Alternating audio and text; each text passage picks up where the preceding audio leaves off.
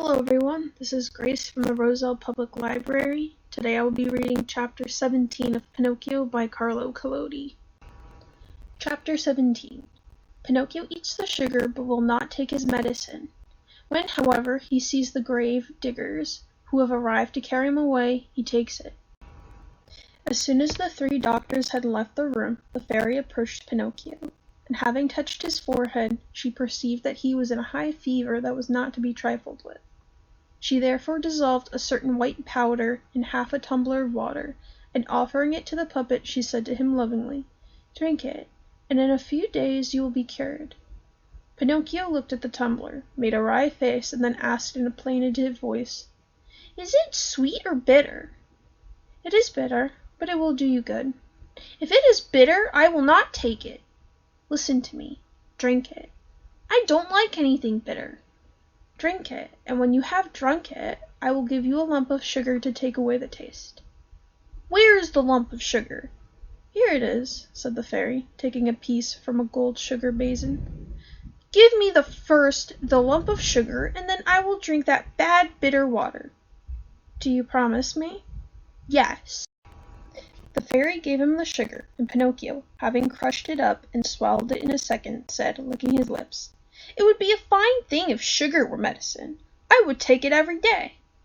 "Now keep your promise and drink these few drops of water, which will restore you to health." Pinocchio took the tumbler unwillingly in his hand and put the point of his nose to it. He then approached it to his lips. He then put his nose to it, and at last said, "It is too bitter, too bitter. I cannot drink it." "How can you tell that, when you have not even tasted it?" "I can imagine it. I know it from the smell. I want another lump of sugar first, and then I will drink it." The fairy then, with all the patience of a good mamma, put another lump of sugar in his mouth, and again presented the tumbler to him. "I cannot drink it so," said the puppet, making 1,000 grimaces. "Why?" "Because that pillow down there on my feet bothers me." The fairy removed the pillow. "It is useless. Even so, I cannot drink it."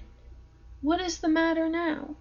"The door of the room, which is half open, bothers me." The fairy went and closed the door. "In short," cried Pinocchio, bursting into tears, "I will not drink that bitter water. No, no, no." "My boy, you will repent it." "I don't care." "Your illness is serious." "I don't care." "The fever in a few hours will carry you into the other world." "I don't care." "Are you not afraid of death?" "I am not in the least afraid. I would rather die than drink that bitter medicine." At that moment the door of the room flew open, and 4 rabbits, as black as ink, entered, carrying on their shoulders a little bear. "What do you want with me?" cried Pinocchio, sitting up in bed in a great fright. "We are come to take you," said the biggest rabbit. "To take me? But I am not yet dead." "No, not yet. But you have only a few minutes to live, as you have refused the medicine that would have cured you of the fever." "Oh, fairy, fairy!" the puppet then began to scream. "Give me the tumbler at once! Be quick, and for pity's sake, for I will not die! No, I will not die!" And taking the tumbler in both hands, he emptied it at a draught. "We must have patience," said the rabbits. "This time we have made our journey in vain." And taking the little bier again on their shoulders, they left the room, grumbling and murmuring between their teeth. In fact, a few minutes afterwards, Pinocchio jumped down from the bed quite well, because you must know that the wooden puppets have the privilege of seldom being ill and of being cured very quickly. The fairy, seeing him running and rushing about the room, as happy and as lively as a young chicken, said to him, "Then my medicine has really done you good." "Good! I should think so. It has restored me to life."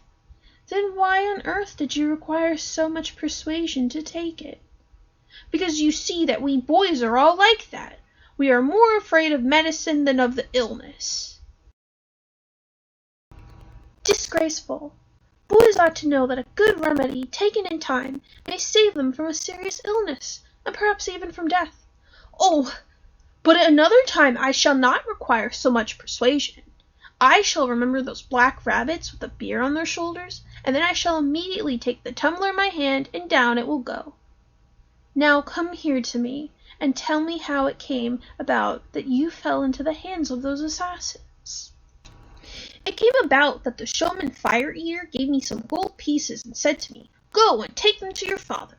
And instead I met on the road a fox and a cat, two very respectable persons, who said to me, 'Would you like those gold pieces to become 1,000 or two? Come with us, and we will take you to the field of miracles.' And I said, 'Let us go.' And they said, 'Let us stop at the Inn of the Red Crawfish.' And after midnight they left. And when I awoke I found that they were no longer there, because they had gone away. Then I began to travel by night, for you cannot imagine how dark it was. And on that account I met on the road two assassins in charcoal sacks, who said to me, 'Out with your money.' And I said to them, 'I have none,' because I had hidden the 4 gold pieces in my mouth. Then one of the assassins tried to put his hand in my mouth, and I bit his hand off and spat it out, but instead of a hand I spat out a cat's paw. And the assassins ran after me, and I ran and ran, until at last they caught me, and tied me by the neck to a tree in this wood, and they said to me, 'Tomorrow we shall return here, and then you will be dead, with your mouth open, and we shall be able to carry off the pieces of gold that you have hidden under your tongue.'" "And the 4 pieces, where have you put them?" asked the fairy. "I have lost them," said Pinocchio. But he was telling a lie, for he had them in his pocket.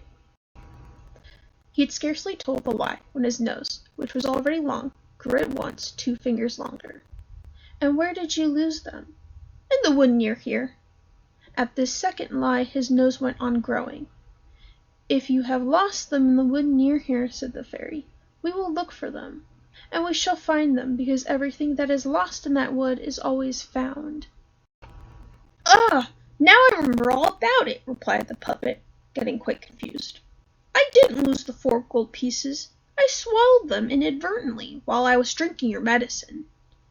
At this third lie his nose grew to such an extraordinary length that poor Pinocchio could not move in any direction.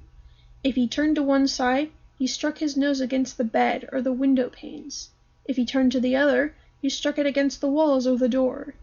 If he raised his head a little, he ran the risk of sticking it into one of the fairy's eyes. And the fairy looked at him and laughed. "What are you laughing at?" asked the puppet, very confused and anxious at finding his nose growing so large. "I am laughing at the lie you have told." "And how can you possibly know that I have told a lie?" "Lies, my dear boy, are found out immediately, because they are of 2 sorts. There are lies that have short legs, and lies that have long noses.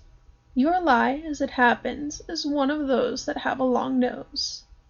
Pinocchio, not knowing where to hide himself for shame, tried to run out of the room.